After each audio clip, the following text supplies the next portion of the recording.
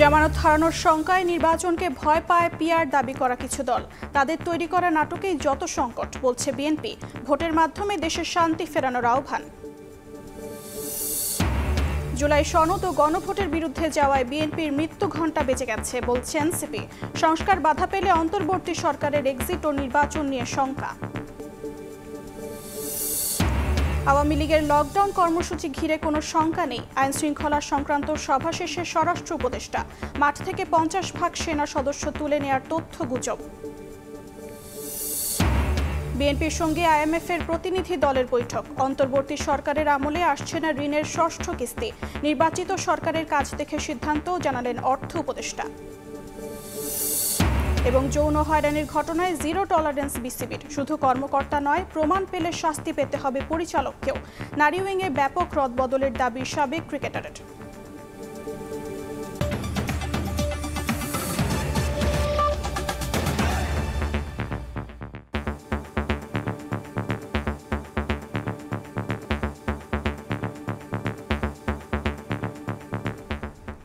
প্রবাসী সময়ের সঙ্গে আছি আমি অর্চিতা শেসেন।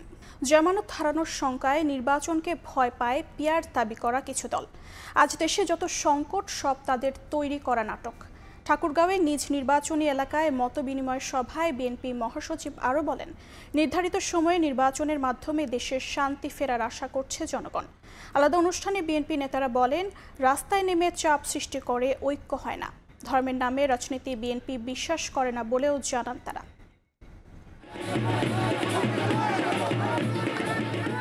ব্যানার, প্ল্যাকার্ড ও ধানের শীষ হাতে খণ্ড খণ্ড মিছিলে ঠাকুরগাঁও সদরে বইছে নির্বাচনী হাওয়া। সম্ভাব্য প্রার্থী ঘোষণার পর নিজ আসনে বিএনপি মহাসচিবের গণসংযোগ শুরু হওয়ায় উজ্জীবিত স্থানীয় নেতাকর্মীরা।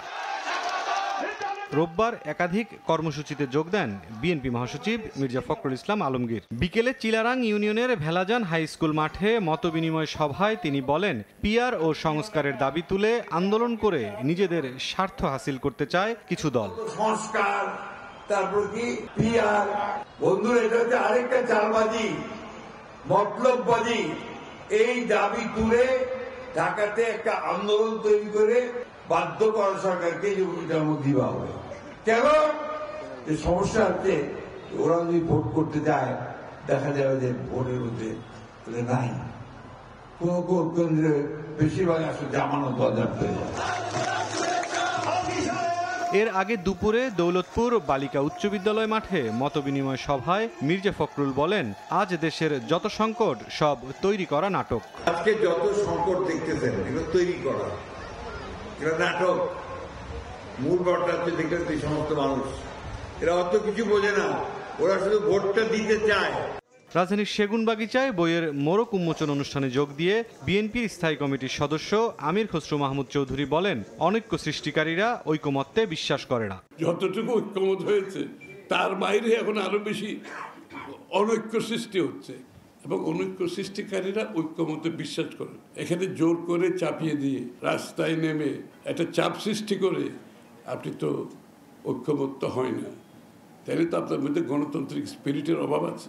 জাতীয় বিপ্লব ও সংহতি দিবস উপলক্ষে আলাদা কর্মসূচিতে বিএনপি নেতারা বলেন, ধর্মের নামে রাজনীতিতে বিশ্বাস করে না তাদের দল। যারা ধর্মের ওসিলা দিয়ে মানুষকে বিভ্রান্ত করে, বিএনপি সেই আদর্শ বিশ্বাস করে না। জামাতি হলো একমাত্র দল ধর্মকে বিক্রি করে, রসুলকে বিক্রি করে আমাদের সরল ধর্মমতী মহিলাদেরকে, গ্রামের মহিলাদেরকে পথভ্রষ্ট করার চেষ্টা করছে। নির্বাচনের দিন গণভোটে রাজি হওয়া বিএনপির রাজনৈতিক উদারতা বলেও মন্তব্য করেন দলটির নেতারা। এবার কিন্তু আমরা ছায়ার সাথে যুদ্ধ করছি। মুরসালিন হক জুনায়েদ, সময় সংবাদ, ঢাকা। জুলাই সনদ ও গণভোটের বিরুদ্ধে যাওয়ায় বিএনপির মৃত্যু ঘণ্টা বেজে গেছে, এমন মন্তব্য করে এনসিপি নেতারা বলেছেন, সংস্কারে বাধা তৈরি হলে অন্তর্বর্তী সরকারের এক্সিট এবং নির্বাচন নিয়ে সংকট তৈরি হতে পারে। সংস্কার না হলে উপদেষ্টা পরিষদকে ইতিহাসের কাঠগড়ায় দাঁড় করানোর হুঁশিয়ারিও দিয়েছেন দলটির নেতাদের। জুলাই সনদ বাস্তবায়ন পথরেখা শিরোনামে সুপ্রিম কোর্ট বার অডিটোরিয়ামে আলোচনা সভার আয়োজন করে এনসিপি সমর্থিত ন্যাশনাল লয়ার্স অ্যালায়েন্স। এনসিপির শীর্ষ নেতাদের পাশাপাশি এতে অংশ নেন অন্যান্য দলের প্রতিনিধিরাও। এ সময় বিএনপির vice chairman advocate Zainul Abedin বলেন, সংবিধানের বাইরে যাওয়ার অর্থ হচ্ছে নির্বাচনকে বিলম্বিত করা। সংবিধানে গণভোট নেই বলেও মন্তব্য করেন তিনি। সংবিধানকে বাদ দিয়ে অন্য কিছু করতে যাওয়ার অর্থই হচ্ছে আগামী যে নির্বাচন, এই নির্বাচনকে বিলম্বিত করা। আলোচনায় এনসিপির মুখ্য সমন্বয়ক নাসির উদ্দিন পাটোয়ারি বলেন, সংস্কার করতে না পারলে ভবিষ্যতে কাঠগড়ায় দাঁড়াতে হবে উপদেষ্টা পরিষদকে। জনগণের সংস্কারের বিরুদ্ধে আপনি গিয়েছেন, গণভোটের বিরুদ্ধে আপনি যাচ্ছেন, আপনার সাথে তো সমঝোতা জোটের দূরের কথা। বিএনপির মৃত্যু ঘণ্টা বেজে গেছে, নতুন একটি বন্দোবস্ত নিয়ে আসা যায়। এই বন্দোবস্ত যদি না নিয়ে আসা যায়, এই যারা উপদেষ্টা পরিষদে রয়েছেন সবাইকে আমরা ইতিহাসের কাঠগড়ায় দাঁড় করাতে বাধ্য হবে। দলটির সদস্য সচিব আক্তার হোসেন বলেন, সংস্কারে বাধা তৈরি করলে অন্তর্বর্তী সরকারের এক্সিট এবং নির্বাচন নিয়ে তৈরি হবে ধোঁয়াশা। রাজনৈতিক দলগুলোর দিকে সংস্কারের বিষয়বস্তুকে আর ঠেলে দিবেন না। যদি সংস্কারের জায়গায় কোনো বাধা তৈরি হয়, তাহলে সংস্কার না হওয়ার কারণে এই সরকারের এক্সিট পয়েন্ট কি হবে আর সামনে নির্বাচন কিভাবে অনুষ্ঠিত হবে, সেই ধোঁয়াশার জায়গা তৈরি হবে।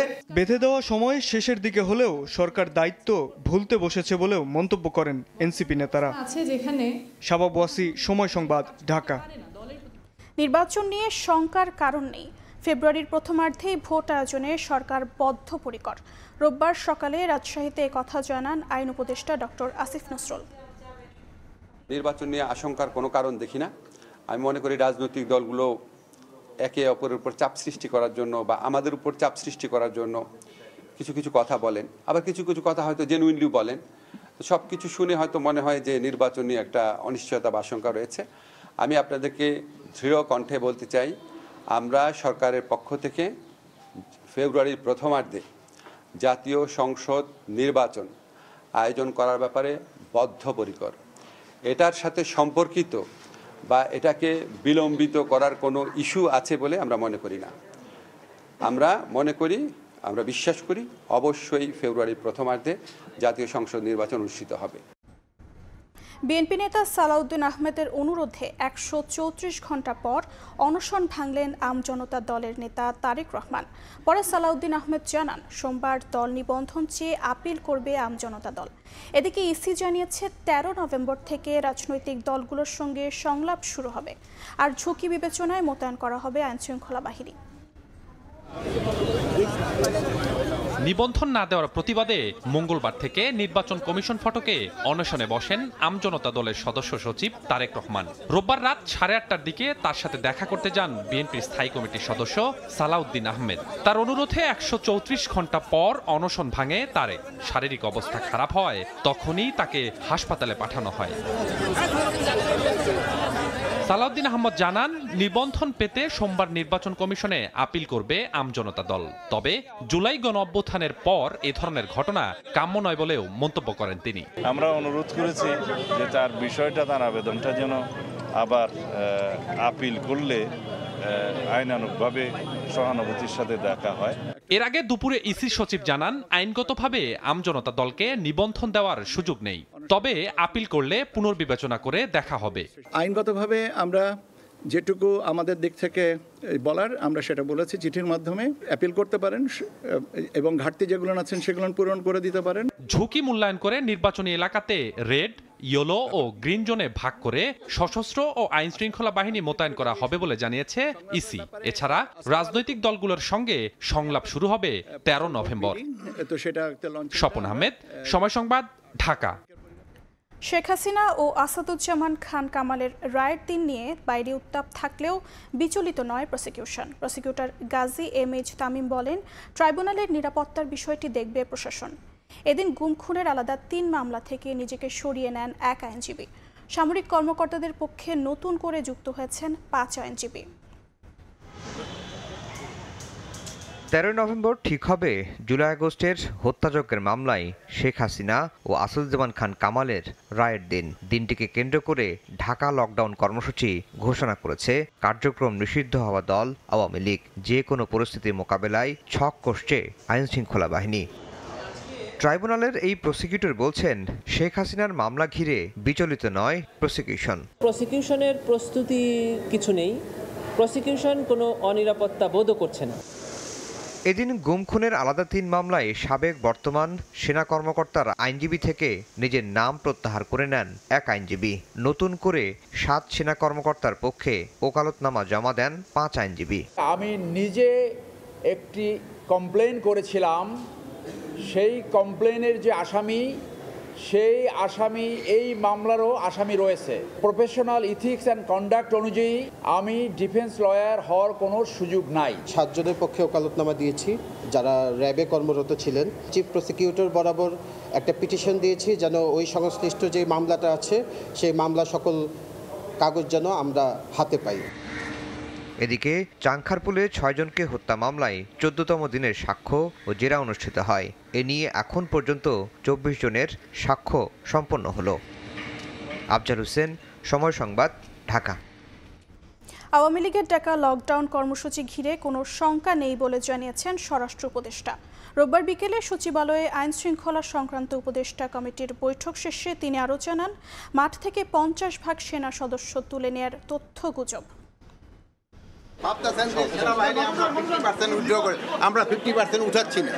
এই মুহূর্তে সেনাবাহিনী সব আগে যেরকম ছিল এখন একই থাকছে। কোনো ধরনের আশঙ্কা নাই, কোনো ধরনের লকডাউন যে ই ডাকুন, কোনো ধরনের কি ডাকছে শাটডাউন ডাকছে, কোনো আশঙ্কা নেই। বিএনপি নেতাদের সঙ্গে বৈঠক করেছেন আইএমএফের প্রতিনিধি দল। বিএনপির প্রতিনিধি দলের নেতৃত্ব দেন বিএনপির স্থায়ী কমিটির সদস্য আমির খসরু মাহমুদ চৌধুরী। গুলশানে বিএনপি চেয়ারপারসনের কার্যালয়ে এই বৈঠকটি অনুষ্ঠিত হয়। বৈঠকে আইএমএফের চলমান মিশনের পর্যালোচনামূলক প্রতিবেদনের প্রাথমিক ফলাফল নিয়ে আলোচনা হয়। বাংলাদেশের টেকসই অর্থনৈতিক স্থিতিশীলতা নিশ্চিত করতে হলে আর্থিক খাত, কর ব্যবস্থা এবং সামাজিক খাতের সংস্কারের ওপর জোর দেয় বিএনপি। এ সময় আইএমএফ প্রতিনিধি দল বিএনপির প্রস্তাবিত নীতি, অগ্রাধিকার এবং সংস্কার ভিত্তিক দৃষ্টিভঙ্গির প্রশংসা করে বলে জানায় দলটি। অন্তর্বর্তী সরকারের মেয়াদে আইএমএফের ঋণের ৬ষ্ঠ কিস্তি পাচ্ছে না বাংলাদেশ, জানিয়েছেন অর্থ উপদেষ্টা সালাউদ্দিন আহমেদ। তিনি জানান, রাজনৈতিক সরকারের কার্যক্রম দেখে কিস্তি ছাড়ের বিষয়ে সিদ্ধান্ত নেবে সংস্থাটি। অন্তর্বর্তী সরকারের মেয়াদে আর ৬ষ্ঠ কিস্তি পাচ্ছে না বাংলাদেশ। রোববার সচিবালয়ের মন্ত্রিপরিষদ বিভাগের সভাকক্ষে ক্রয় সংক্রান্ত উপদেষ্টা পরিষদ কমিটির সভা শেষে অর্থ উপদেষ্টা ডক্টর সালেহউদ্দিন আহমেদ জানান, রাজনৈতিক সরকার অর্থব্যবস্থার সংস্কার কার্যক্রম দেখে ঋণের কিস্তি ছাড় করবে আইএমএফ। আমরা একটু দেখতে হবে, একটা রাজনৈতিক সরকার এসে কর্তৃকটা ধারণ করে, ওটা তো একটা ইম্পর্টেন্ট জিনিস, যে ওরা ধারণ করার পর আমরা ফেব্রুয়ারির দিকে ইলেকশনের সাথে সাথে ওরা আবার রিভিউ আসবে, তারপর ওরা ডিসাইড করবে, 2টা কিস্তি একবারে দিয়ে দেবে। অর্থ উপদেষ্টা আরও জানান, ক্রয় সংক্রান্ত উপদেষ্টা পরিষদ কমিটির বৈঠকের সিদ্ধান্ত অনুযায়ী 20 নভেম্বর থেকে পুরো ফেব্রুয়ারি মাসে 7 লাখ টন ধান চাল কিনবে সরকার। ধানটা আমরা, কারণ রেশনালটা হলো, যুক্তিটা হলো, ধান অনেক সময় আমরা কৃষক থেকে কিনি, কারণ যদি কৃষকের না কিনি চাতালের লোকজনরা অ্যাডভান্টেজ পায়। তার হয় কি, তখন ওই ধানটা যদি ওরা বিক্রি করতে না পারে তখন একেবারে কম দামে নিয়ে যায়। এদিকে পেঁয়াজের বাজারে অস্থিরতা নিয়ে সংবাদ সম্মেলনে বাণিজ্য উপদেষ্টা শেখ বশিরউদ্দিন বলেন, দেশে পেঁয়াজের সংকট নেই, 1 সপ্তাহের মধ্যে দাম না কমলে আমদানির অনুমতি দেবে সরকার। প্রয়োজনীয় পদক্ষেপ আমরা নিব। আমরা যতক্ষণ মনে করছি যে এটা যদি স্বাভাবিক অবস্থায় ফেরত আসে, আমরা আমদানি অনুমোদন দিব না। আর যদি এই সপ্তাহের মধ্যে স্বাভাবিক অবস্থায় ফেরত না আসে, আমরা আমদানি দিয়ে বাজার ব্যবস্থায়, সরবরাহ ব্যবস্থায় মানে যোগানের উন্নতি ইনশাআল্লাহ ঘটাবো। পেঁয়াজ আমদানির জন্য এরই মধ্যে 2800 আবেদন জমা পড়েছে বলেও জানিয়েছেন বাণিজ্য উপদেষ্টা। জায়গায় এই সিন্ডিকেশনটা হচ্ছে। সাইফুল ইসলাম, সময় সংবাদ, ঢাকা। দুদকের ইতিহাসে আর্থিক কেলেঙ্কারির সবচেয়ে বড় মামলা হলো এস আলমের বিরুদ্ধে। ইসলামী ব্যাংক থেকে ঋণের নামে প্রায় 10.5 কোটি টাকা আত্মসাতের অভিযোগে 67 জনকে আসামি করেছে সংস্থাটি। গণঅভ্যুত্থানের পর থেকেই এস আলম গ্রুপের বিরুদ্ধে ব্যাংক দখল করে অর্থ লুটপাটের বিস্তর অভিযোগ জমা হতে থাকে দুদকে। বিএফআইইউ থেকে পাওয়া সংস্থাটির এক নথি বলছে, 4 ব্যাংক থেকে এস আলম গ্রুপ সহ সংশ্লিষ্ট প্রতিষ্ঠান 1,78,000 কোটি টাকা ঋণের নামে আত্মসাৎ করেছে। এর মধ্যে শুধু ইসলামী ব্যাংক থেকেই 1,05,000 কোটি টাকা লুটপাট করে বলে অভিযোগ আসে দুদকে।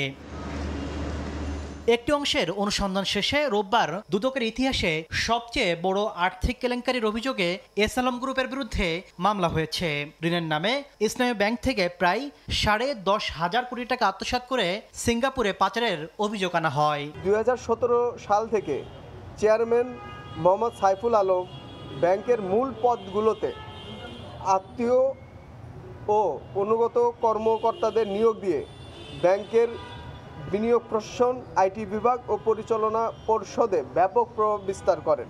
দুদক বলছে 134টি ডিলের মাধ্যমে বিশাল অঙ্কের অর্থ তুলে এস আলমের স্বার্থ সংশ্লিষ্ট প্রতিষ্ঠানে জমা করা হয়।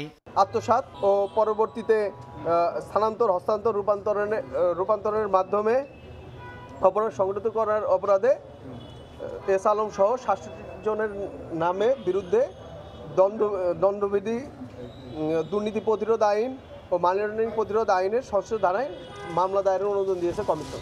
এদিকে স্বাস্থ্য উপদেষ্টার সাবেক ব্যক্তিগত 2 কর্মকর্তা তুহিন ফারাবি ও মাহমুদুল হাসানের সম্পদের হিসাব 21 দিনের মধ্যে জমা দিতে নোটিশ জারি করেছে সংস্থাটি। তাসলিম তৌহিদ, সময় সংবাদ, ঢাকা। বাণিজ্যের নামে প্রায় 1200 কোটি পাচারের অভিযোগ। বেক্সিমকো গ্রুপের vice chairman Salman F Rahman সহ 28 জনের বিরুদ্ধে চার্জশিট অনুমোদন দিয়েছে সিআইডি।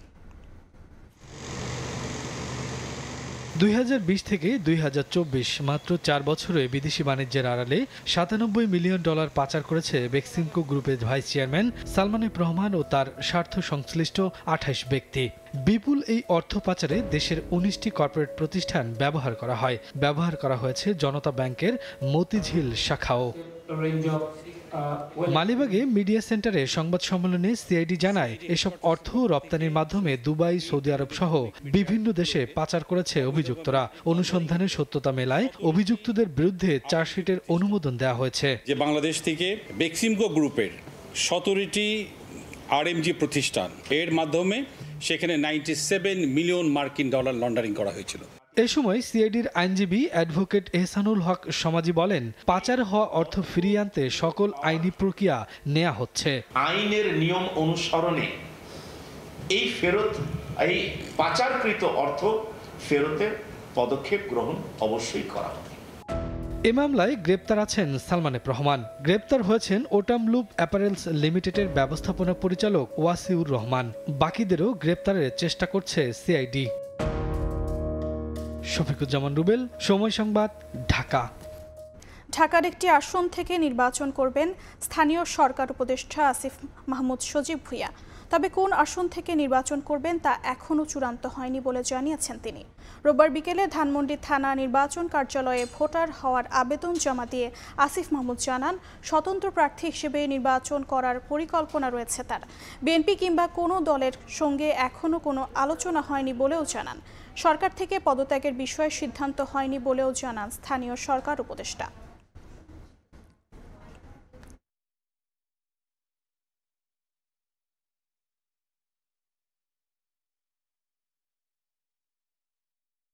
সরকার থেকে পদত্যাগ করার পর থাকার প্ল্যান আছে ধানমন্ডি এলাকায়। তো সেই জায়গা থেকে যেখানে থাকবো সেখানেই ভোটার হওয়া। আপনারা তো জানেন যে নির্বাচন করার জন্য আপনি কোথায় ভোটার হইলেন সেটা গুরুত্বপূর্ণ না, আপনি দেশের নাগরিক বা ভোটার হলেই যথেষ্ট। তো সেই জায়গা থেকে ঢাকায় ভোটার হওয়া, যাতে করে নির্বাচনের সময় আমার ভোটটা অপচয় না হয়। নির্বাচন করব, কবে নাগাদ পদত্যাগ করব এটা আপনারা জানেন যে সরকারের উচ্চ পর্যায়ের সাথে সিদ্ধান্তের উপরে অনেক কিছু ডিপেন্ড করছে। আলোচনা করে সেই বিষয়ে দ্রুতই আপনাদেরকে জানাবো। দুর্ধর্ষ কাকন বাহিনীকে ধরতে রাজশাহী সহ 4 জেলার দুর্গম চরে টানা 12 ঘন্টার অভিযানে 67 জনকে গ্রেফতার করেছে যৌথ বাহিনী।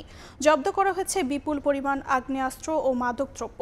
রোববার বিকেলে সংবাদ সম্মেলনে পুলিশের উপমহাপরিদর্শক জানান, পদ্মার চরে কাকন বাহিনী সহ 11টি সন্ত্রাসী বাহিনীর অপরাধমূলক কর্মকাণ্ড বন্ধে কুষ্টিয়া, পাবনা, নাটোর ও রাজশাহী সহ 4 জেলার দুর্গম পদ্মার চরে শনিবার রাত থেকে অভিযান শুরু হয়ে দুপুর পর্যন্ত চলে অপারেশন ফার্স্ট লাইট।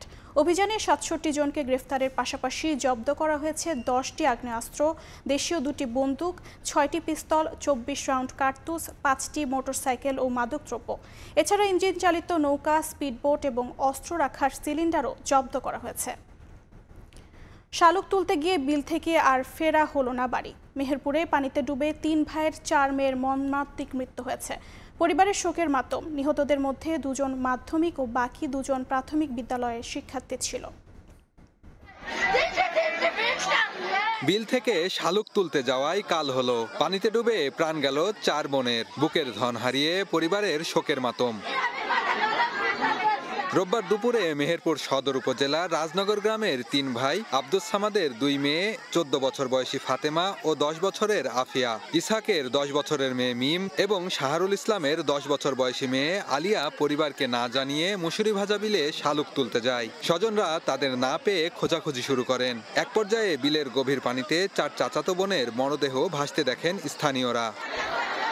খবর পেয়ে ফায়ার সার্ভিস ও সদর থানা পুলিশ ঘটনাস্থলে পৌঁছে মরদেহ উদ্ধার করে পরিবারের কাছে হস্তান্তর করে। 3 মানুষ পানি আছে ওই জায়গাটায়, ওরা জানে না, ওরা কোন যায়নি ওই জায়গায়, তো সাঁতারও জানে না ওরা। এটা একটা গর্ত ছিল, গর্তের মধ্যে পড়ে 4টে মেয়ে ডুবে যায় এবং স্থানীয় লোকজন 3 জনকে মৃত অবস্থায় উদ্ধার করে এবং একজনকে খুঁজে না পাওয়ার কারণে আমাদেরকে ফোন দেয়। প্রশাসন এবং সামাজিক জীবনে সামাজিক দায়িত্বশীল মানুষকেও আরো বেশি সতর্কতা অবলম্বন করা দরকার। দাফনের জন্য সরকারি অনুদান দেওয়া হয়েছে এবং এই এলাকা সহ এই জেলার সকল বাচ্চাদের জন্য সাঁতার প্রশিক্ষণ নেয় এবং সাঁতার শিখে এই জন্য আমরা স্থানীয় ব্যক্তিবর্গদের সহযোগিতা কামনা করছি।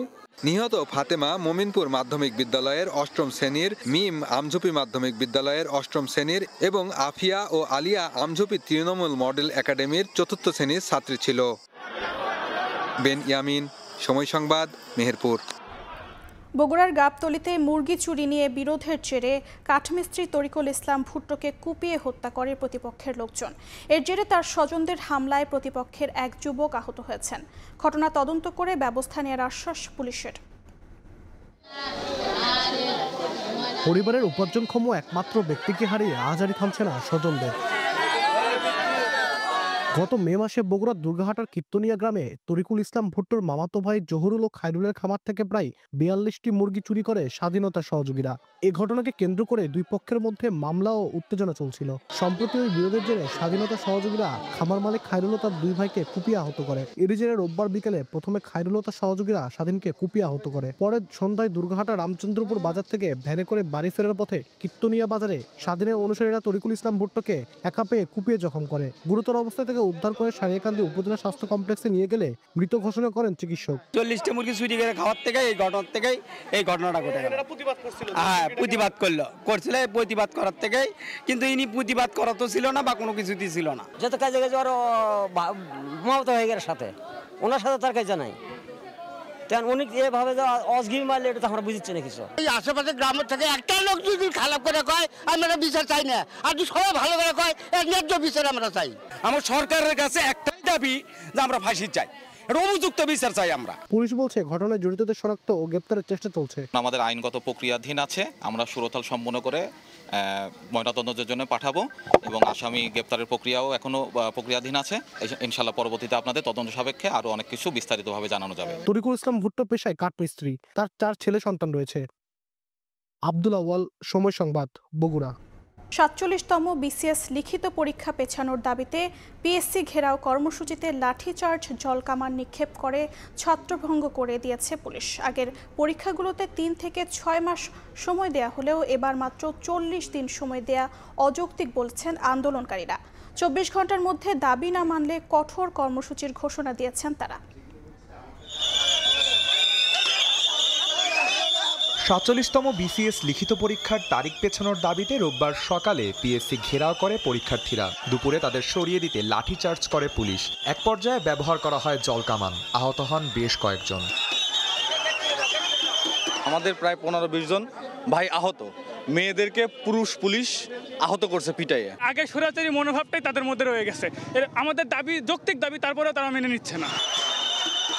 দাবি আদায় না হলে পিএসসির সামনে থেকে সরবেন না বলেও ঘোষণা দেন বিক্ষুব্ধ 47তম বিসিএস প্রিলি পাস করা পরীক্ষার্থীরা। 2 মাসে কোনোভাবেই রিটেন প্রিপারেশন সম্ভব হয় না। আমাদের স্বপ্নটা বাঁচিয়ে রাখার জন্য আমরা প্রয়োজনে শহীদ হয়ে যাবো এখানে। এর আগে সকাল থেকে পিএসসির সামনে অবস্থান কর্মসূচি শুরু করেন পরীক্ষার্থীরা। পিএসসি প্রতিনিধি এবং আইন শৃঙ্খলা বাহিনী এসে তাদের গেট ছেড়ে দেওয়ার নির্দেশ দেন। পিএসসি একটি স্বনামধন্য কেপিআই ভুক্ত প্রতিষ্ঠান। এই প্রতিষ্ঠানের স্বাভাবিক কার্যক্রম ব্যাহত করবেন না। পরীক্ষার্থীদের অভিযোগ, পূর্ববর্তী বিসিএস এ লিখিত পরীক্ষার জন্য 3 থেকে 6 মাস সময় দেওয়া হলো, এবার মাত্র 40 দিন সময় দেওয়া বৈষম্যমূলক। আদনান তুর্য, সময় সংবাদ, ঢাকা। 10ম গ্রেডে উন্নীত করার সহ 3 দফা দাবিতে অনির্দিষ্টকালের কর্মবিরতি স্থগিত করেছে সরকারি প্রাথমিক বিদ্যালয়ের শিক্ষকরা। তবে আন্দোলন চলমান থাকবে বলে জানান তারা। স্বরাষ্ট্র ও গণশিক্ষা উপদেষ্টার পদত্যাগের দাবি আন্দোলনকারীদের।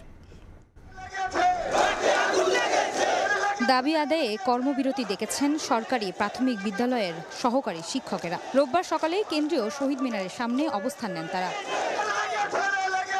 আন্দোলনকারীদের দাবি, তাদের বেতন স্কেল 13তম গ্রেড থেকে 10তম গ্রেডে উন্নীত করতে হবে। সহকারী শিক্ষকরা এখন শতভাগ পদোন্নতির যোগ্য এবং তারা 10ম গ্রেডের দাবিদার। এই দাবিগুলো মেনে নিলে আমরা রাজপথ ছেড়ে বিদ্যালয়ে চলে যাব। এছাড়া শনিবারের আন্দোলনে পুলিশের বাধার নিন্দা জানান আন্দোলনকারীরা। জলকামান থেকে শুরু করে সকল কিছু আমাদের উপর লাঠিচার্জ সহ শুরু করছে। কলম দান করতে যে আমরা সেখানে হামলার শিকার হয়েছি। দাবি বাস্তবায়ন না করায় আমরা স্বরাষ্ট্র উপদেষ্টা মহোদয় এবং প্রাথমিক ও গণশিক্ষা উপদেষ্টা মহোদয়ের পদত্যাগ দাবি করছে। এদিকে শিক্ষকদের কর্মবিরতির প্রভাব পড়েছে সারা দেশের সরকারি প্রাথমিক বিদ্যালয়গুলোর পাঠদানে। বার্ষিক পরীক্ষার আগে এমন কর্মসূচিতে বিপাকে শিক্ষার্থীরা। আমাদের কর্মবিরতি হচ্ছে প্রাইমারি শিক্ষকদের 10ম গ্রেড বাস্তবায়ন, তা অবিলম্বে পূরণ করার আহ্বান জানাচ্ছে। দাবি আদায় না হলে কর্মসূচি চালিয়ে যাওয়ার কথা জানিয়েছেন শিক্ষকেরা। আয়েশা সিদ্দিক, সামিয়া, সময় সংবাদ, ঢাকা। মেট্রো রেলের বিয়ারিং প্যাড দুর্ঘটনায় নিহত আবুল কালাম আজাদের পরিবারকে 2 কোটি টাকা ক্ষতিপূরণ দিতে হাইকোর্টের রুল জারির পর প্রশ্ন উঠেছে, কারা দেবে এই অর্থ। ডিএমটিসিএল বলছে এখনও প্রকল্প বুঝে নেননি তারা, তাই ক্ষতিপূরণ মেটানোর দায় নিতে হবে ঠিকাদারকে। আর আইনজীবী বলছেন দায় এড়াতে পারে না পরিচালনা প্রতিষ্ঠানও। তদন্তের মাধ্যমে গাফিলতি চিহ্নিত করে ক্ষতিপূরণ আদায়ের পরামর্শ তার। আরও জানাচ্ছেন মনির হোসেন।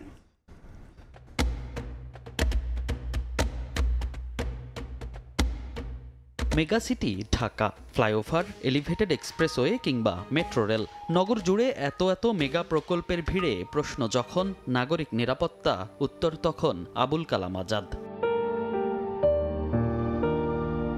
26 অক্টোবরের দুপুর ফার্মগেট মেট্রো রেলের নিচে হেঁটে যাওয়ার সময় ওপর থেকে বিয়ারিং প্যাড খুলে পড়ে নিহত হন আজাদ। তারপর থেকেই আলোচনায় মেগা প্রকল্পের নিরাপত্তা। প্রশ্ন ওঠে একমাত্র উপার্জনক্ষম ব্যক্তিকে হারানো পরিবারের ক্ষতিপূরণ নিয়েও।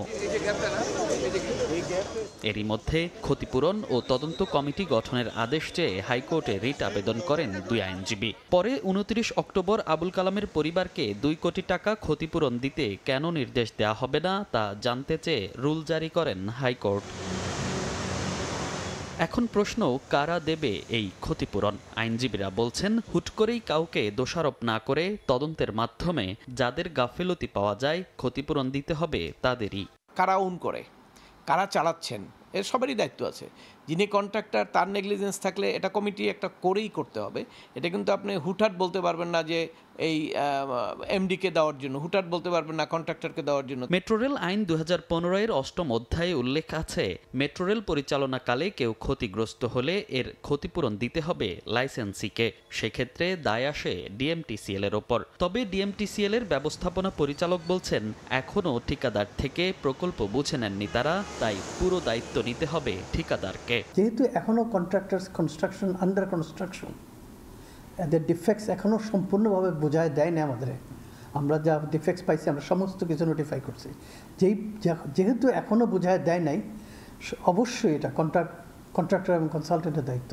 মেট্রো রেলের ত্রুটি সহ ক্ষতিপূরণের বিষয়টি তদন্তাধীন দাবি করে দুর্ঘটনায় নিহত আবুল কালামের স্ত্রীকে চাকরি দেয়া হচ্ছে বলেও নিশ্চিত করেন ডিএমটিসিএল এমডি। মনির হোসেন, সময় সংবাদ, ঢাকা। ফিলিপিন্সের উত্তরাঞ্চলে আঘাত এনেছে সুপার টাইফুন ফাংওং। স্থানীয় সময় রোববার রাতে ঘন্টায় 185 কিলোমিটার বেগে আছড়ে পড়ে ঘূর্ণিঝড়টি। এখন পর্যন্ত 2 জনের মৃত্যুর খবর পাওয়া গেছে। বিদ্যুৎ বিচ্ছিন্ন হয়ে পড়েছে অনেক অঞ্চল। রাষ্ট্রীয় জরুরি অবস্থা জারি করেছেন প্রেসিডেন্ট ফার্দিনান্দ মার্কোস জুনিয়র।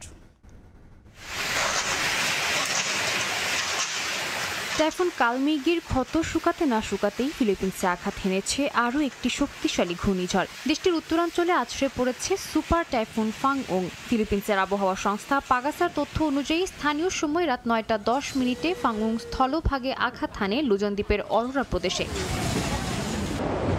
ঘন্টায় 185 কিলোমিটার বেগে বইতে থাকা ঝোড়ো হাওয়ায় লন্ডভন্ড হয়ে যায় উপকূলীয় অঞ্চল। কেন্দ্রীয় ও পূর্বাঞ্চলে ব্যাপক বৃষ্টি ও ঝোড়ো হাওয়ায় বিদ্যুৎ সরবরাহ বন্ধ হয়ে যায়। অরোরা, ইসাবেলা ও বিকল অঞ্চলে ঝড়ের প্রভাবে তলিয়ে যায় বহু গ্রাম। ঝড়ের আগেই আশ্রয় কেন্দ্রে নেওয়া হয় অন্তত 10 লাখ মানুষকে। বাতিল হয়েছে শত শত ফ্লাইট। পাশাপাশি বন্ধ ঘোষণা করা হয়েছে কয়েকটি বিমানবন্দর। রাষ্ট্রীয় জরুরি অবস্থা জারি করেছেন প্রেসিডেন্ট ফার্দিনান্দ মার্কোস জুনিয়র। ফাংওং স্থানীয়ভাবে উয়ান নামে পরিচিত। আবহাওয়া দপ্তরের পূর্বাভাস বলছে সোমবার থেকে উত্তর পশ্চিমে অগ্রসর হয়ে মঙ্গলবারের মধ্যে ঝড়টি তাইওয়ান প্রণালীর দিকে এগোবে। এরপর বৃহস্পতিবার পশ্চিম তাইওয়ানে পৌঁছে ঝড়টি দুর্বল হয়ে পড়ার সম্ভাবনা রয়েছে। গেল সপ্তাহে দেশটিতে আঘাত হানে টাইফুন কালমেঘি। 2 শতাধিক মানুষ প্রাণ হারান, গৃহহীন হয়েছেন লাখো মানুষ। সাদিয়া তাসনিম, সময় সংবাদ। শ্রমজীবীদের বিক্ষোভে ফুঁসছে পর্তুগাল। সরকারের শ্রম আইনের সংস্কার প্রস্তাবে কর্মীদের অধিকার খর্ব করা হয়েছে দাবি করে লিসবনের রাজপথে নেমে আসেন 10,000-এর বেশি নাগরিক। সেই সঙ্গে নতুন বছরে ন্যূনতম মজুরি 1050 ইউরো করার দাবিও জানান তারা। লিসবন থেকে তারিকুল হাসান আশিকের রিপোর্টে বিস্তারিত।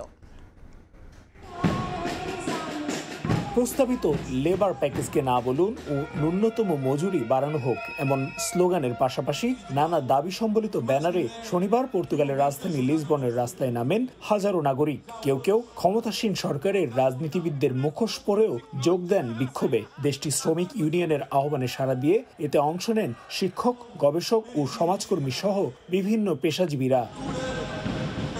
ক্ষমতাসীন মধ্য ডানপন্থী সরকারের নানা পদক্ষেপে ক্ষোভে ফুঁসছেন পর্তুগিজরা। তারই ধারাবাহিকতায় সরকারের প্রস্তাবিত শ্রম আইনের সংস্কার প্রস্তাবের বিরুদ্ধে এই বিক্ষোভ বলে জানান অংশগ্রহণকারীরা।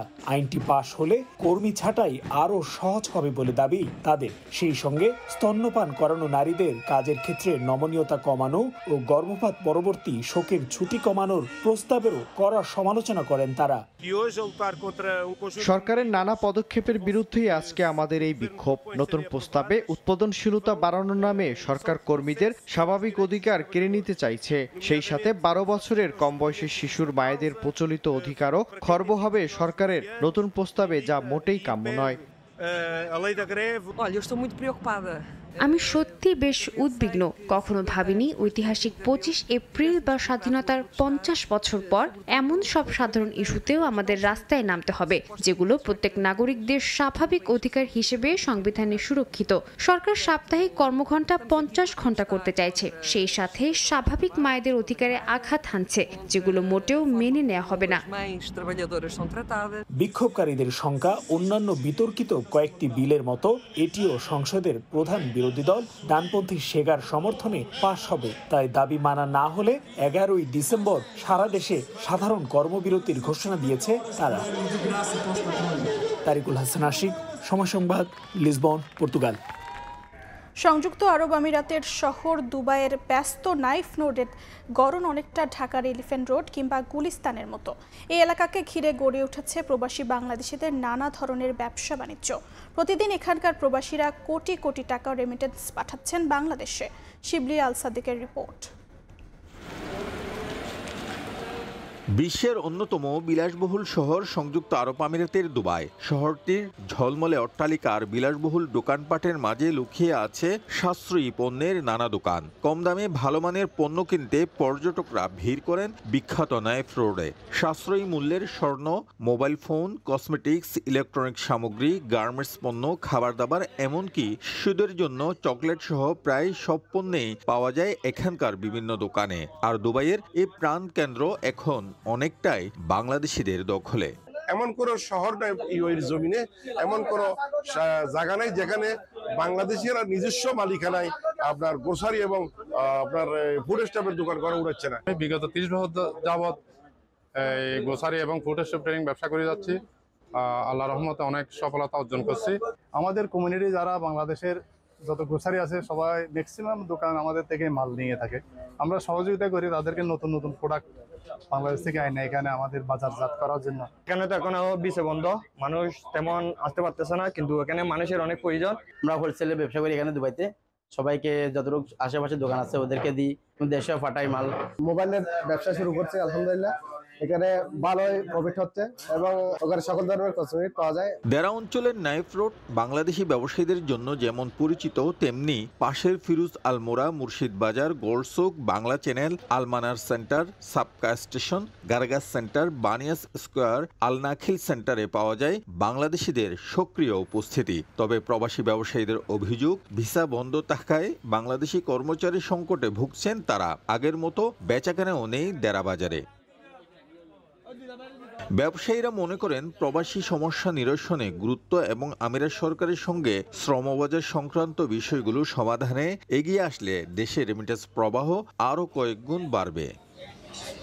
শিবলাল সাদিক, সময় সংবাদ, সংযুক্ত আরব আমিরাত। আগামী 3 বছরে 5 লাখ বিদেশি শ্রমিক নিয়োগের পরিকল্পনা করছে ইতালি সরকার। আবেদন প্রক্রিয়া শুরু হলেও আবাসন সনদের জটিলতায় আবেদন করতে পারছেন না বহু বাংলাদেশি। ফলে বাংলাদেশ থেকে আসা শ্রমিকের সংখ্যা এইবার কমে আসতে পারে। এরই মধ্যে আবাসন সনদ আইন শিথিলের আহ্বান জানিয়েছে দেশটিতে বসবাসরত প্রবাসী বাংলাদেশিরা। ইতালি থেকে হাসান মাহমুদের তথ্যচিত্রের রিপোর্ট। চলমান স্পন্সর ও নন সিজনাল ভিসার আবেদন প্রক্রিয়ায় বাংলাদেশিরা পিছিয়ে পড়ছেন আবাসন সনদের অভাবে। স্থানীয় পৌরসভা থেকে আবাসনের প্রমাণ হিসেবে বাধ্যতামূলক আলেখ্য সনদ নেওয়ার নিয়ম রয়েছে। সরকারের নতুন নির্দেশনায় স্পন্সর বা নন সিজনাল ভিসার জন্য আবাসনের ন্যূনতম স্কোয়ার ফিট মানদণ্ডে কঠোরতা আনা হয়েছে। এবার একজনের জন্য কমপক্ষে 14 বর্গমিটার জায়গা থাকা আবশ্যক, যেখানে বাথরুম, বারান্দা বা ব্যালকনি হিসাবের বাইরে রাখা হয়েছে। ফলে আবেদন প্রক্রিয়া আরও জটিল হয়ে উঠেছে। এই কঠোরতার সুযোগ নিয়ে কিছু অসাধু দালাল বাংলাদেশি মুদ্রায় প্রায় 3 লাখ টাকা পর্যন্ত দাবি করছেন। অনেক প্রবাসী বাংলাদেশি এটি শিথিল করার আহ্বান জানিয়েছেন। আবাসন সনদ বা আলোচ্যর জন্য অনেক বাংলাদেশি স্পন্সর ভিসায় আবেদন করতে পারবে না।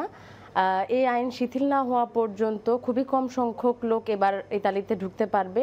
আমি মনে করি এই আইন শিথিল হওয়া উচিত। ইতালিতে আবাসন সনদ বা ইদনিতে আলোচ্যতা এবার না থাকার কারণে স্পন্সর ভিসায় অ্যাপ্লাই করা সম্ভব হচ্ছে না। এই জটিলতার কারণে আমিও আমার ফ্যামিলি অ্যাপ্লাই করতে পারতেছি না। আবাসন সনদ কিংবা আলোচ্যর জন্য কিছু কিছু ব্যক্তি বাংলাদেশি মুদ্রায় 3 লাখ টাকারও বেশি দাবি করছে, যে ব্যাপারটা একেবারে মানবিক না। সেই দিকটা আমাদের ভেবে দেখা উচিত। এদিকে অনেক বাংলাদেশি স্থানীয়দের কাছ থেকে সহজে বাসা ভাড়া পাচ্ছেন না। প্রবাসীরা মনে করছেন স্বয়ংক্রিয় যাচাই প্রক্রিয়ার কারণে অনেকেই হয়রানির শিকার হতে পারেন। চলমান স্পন্সর ভিসার চূড়ান্ত আবেদন 2026 সালের ফেব্রুয়ারি মাসে ক্লিক ডেতে শুরু হবে। তবে আগাম ফর্ম পূরণের কার্যক্রম এর মধ্যেই শুরু হয়ে গেছে, যা চলবে 7 ডিসেম্বর পর্যন্ত। অভিবাসন বিশেষজ্ঞরা মনে করছেন নতুন আবাসন মানদণ্ডের জটিলতার কারণে বাংলাদেশি শ্রমিকের সংখ্যা আগের বছরের তুলনায় কম হতে পারে। সময় সংবাদ, ইতালি। যৌন হয়রানির ঘটনায় 0 টলারেন্স নীতিতে বাংলাদেশ ক্রিকেট বোর্ড। তদন্ত কমিটি যার বিরুদ্ধেই অভিযোগ পাবে তাদের শাস্তির মুখোমুখি করা হবে, জানিয়েছেন বিসিবির সভাপতি আমিনুল ইসলাম বুলবুল। বোর্ড ডিরেক্টর কিংবা কর্মকর্তা কাউকে ছাড় দেওয়া হবে না বলে জানান আরেক ডিরেক্টর শানিয়ান তামিন। তদন্ত কমিটিকে সব ধরনের সহযোগিতা করছে বোর্ড, জানিয়েছেন মিডিয়া কমিটির chairman Amjad Hossain.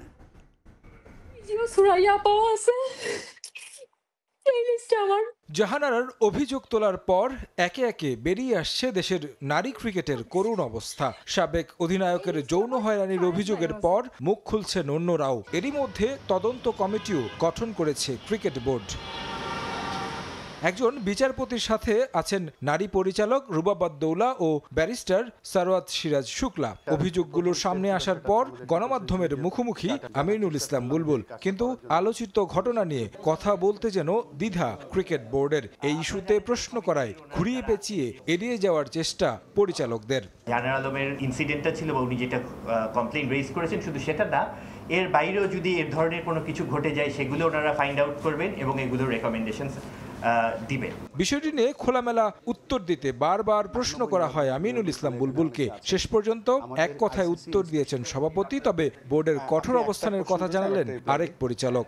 Zero tolerance.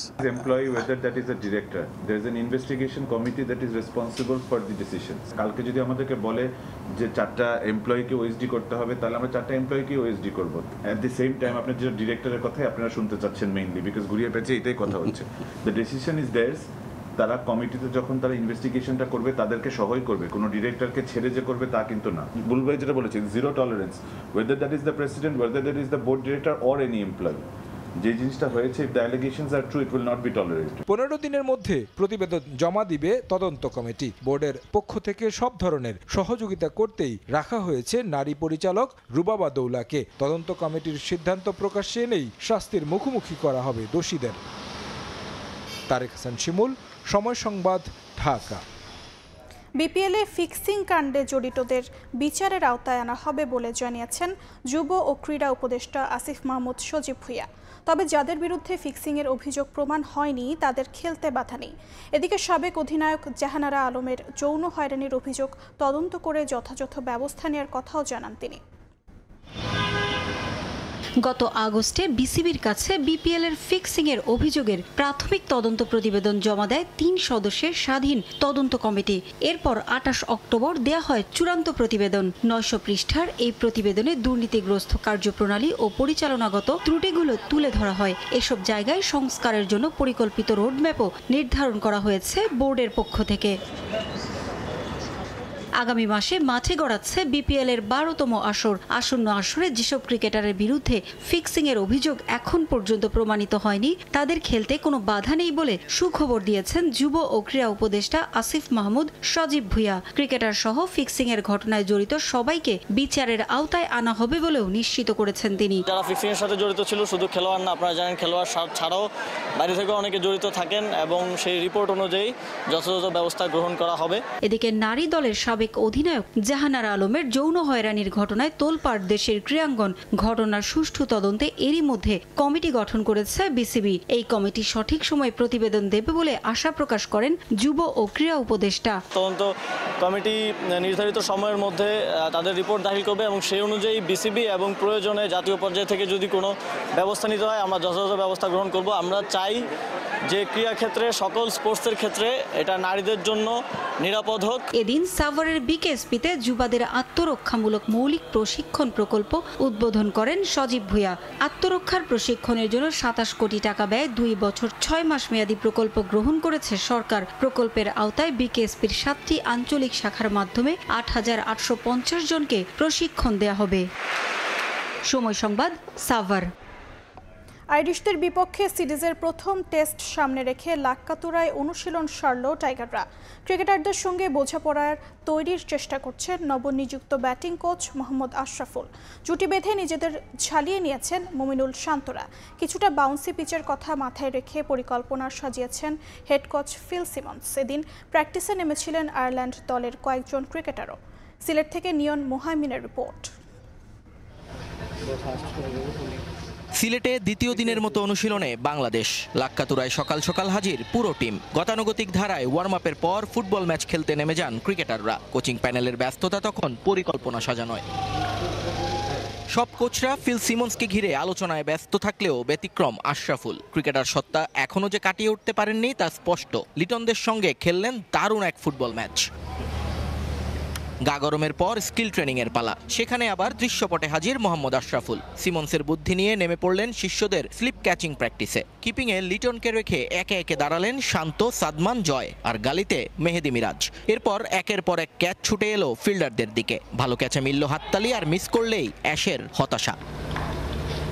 মাঠের অন্য পাশে পেমেন্টকে সঙ্গে নিয়ে গ্রাউন্ড ফিল্ডিং করলেন বাকিরা। সালাউদ্দিন তখন ব্যস্ত নেট গোছাতে, আর পেসাররা এঁকে নিলেন নিজেদের বোলিং মার। লাক্কাতুরার গ্রিন টপের কথা মাথায় রেখেই হয়তো ঘাম ঝরালেন রানা, এবাদত, হাসান, খালেদরা। লাইন লেংথে সমস্যা হলেই ধরিয়ে দিচ্ছিলেন শন্টেই। স্পিনাররাও ছিলেন নিজেদের ছন্দে। মুস্তাককে নিয়ে হাত ঘুরিয়ে গেছেন হাসান মুরাদ, তাইজুল, মিরাজ ত্রয়ী।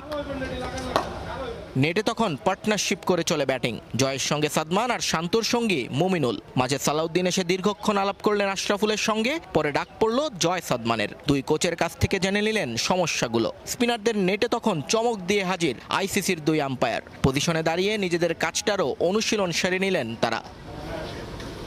মাঠের আরেক পাশে তখন চলছিল জাকেরের একাকী অনুশীলন। গ্রানাইটের উপর বল ছুড়ে উইলোবাজি করেন এই উইকেট কিপার ব্যাটার। মাঝে দূর থেকে দেখে শিষ্যের কাছে এসে পরামর্শ দিয়ে যান সালাউদ্দিন। ব্যাট প্যাচ কাটানোর টোটকাই হয়তো পেলেন গুরুর কাছ থেকে। মুশফিক এসেছিলেন ব্যাট হাতে, কিন্তু নেটে নামার আগে হয়তো আগের পাওয়া ব্যথাটা জানান দিচ্ছিল সময়টা পক্ষে নেই আজ। তাই ব্যাটিং না করেই চলে যান ড্রেসিং রুমে। উইকেটে তখন টনি হেমিং আর ফিল সিমন্সের বৈঠক প্রায় শেষ। সবুজ উইকেটের যে আভা দেখা যাচ্ছে সেটা শেষ পর্যন্ত থাকবে কিনা হয়তো সেটাই জেনে নেন ক্যারিবিয়ান বস।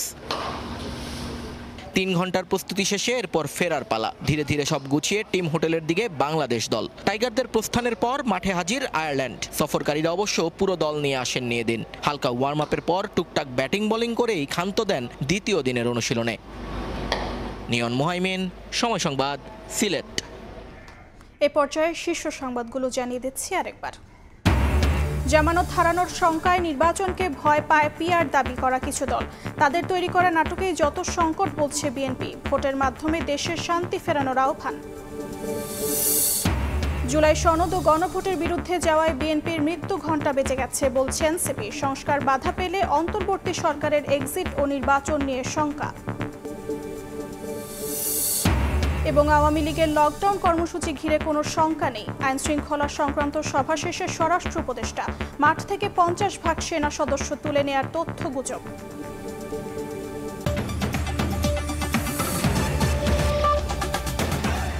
এ ছিল প্রবাসী সময়ের সঙ্গে থাকুন সময়।